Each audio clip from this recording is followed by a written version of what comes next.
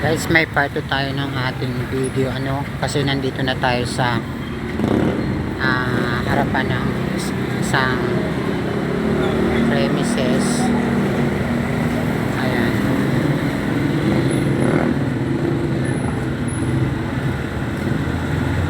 Sana makuna natin ito, bali yung part 2 natin. Ayan, kanina pa kasi tayo dito kasi naputol yung ating unang video. And magba-vibes lang tayo dito. Shoutout nga pa muli kay DCE Gaming, yung ating nagpapa-shoutout sa atin. And dito tayo sa harapan kanina ng kasi nahihirapan tayo mag-video bali ito yung part 2 natin. And ito ay intended talaga sa YouTube, sa ating YouTube channel. Kaya ang ganda ng view dito paggabi. Kasi nahihirapan tayo pag nagbibisikleta yun yung ating kanina. And ang dami ring estudyante dito kanina Bali ang naba-vibes natin, so maganda naman yung lugar.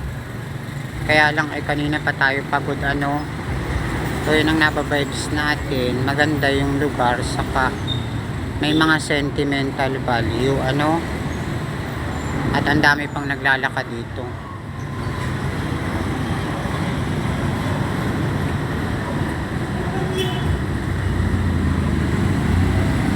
Shoutout nga pala muli dun sa mga nanonood na sa atin and yung mga nag-subscribe sa ating YouTube channel. And ito bali yung part 2. Gagawin natin itong mga 10 minutes para mamaya-maya lang papasok na natin sa ating YouTube channel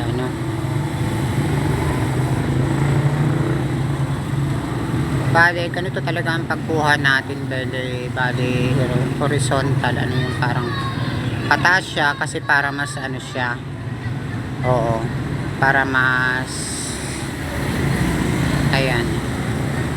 So ano bang naba-vibes natin dito? Naba-vibes natin ay isa itong enchanted spot din na gusto nating kunan. And dito kasi ay maganda yung pwesto ayan. Kaya dito tayo nagpwesto. So kanina pa maraming tambay dito. So sana makuna natin yung at least kahit 10 minutes ayan. Diyan din tayo nag-aral banda Tapos may boarding house tayo sa part doon, and doon din sa kabilang street sa bang street yun, Dasmariñas. So ang tawag ng mga friends natin ay Dasma nung nakitulog sila. So dito naman yung ating boarding house, dyan banda part, hindi ko na matandaan, basta dito banda part yung boarding house natin. Eh dun sa kabila ay sa Dasmariñas Street So guys, hindi pala makita yung mukha ko kasi nga naka-zoom tayo sa kabila. So yung mukha ko hindi ko makita. Ayan, naka-zoom tayo dun sa kabila. So di bali na din nakita yung mukha natin kasi nagkukwento naman tayo.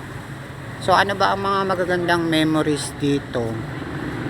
Ang mga magagandang memories dito ay yung nag-aaral tayo dyan and nag-board tayo. Pero nung nag-board tayo, hindi tayo nag-aaral noon siguro mga ilang rin yun, inabot din siguro ng taon dito ay doon sa kabila.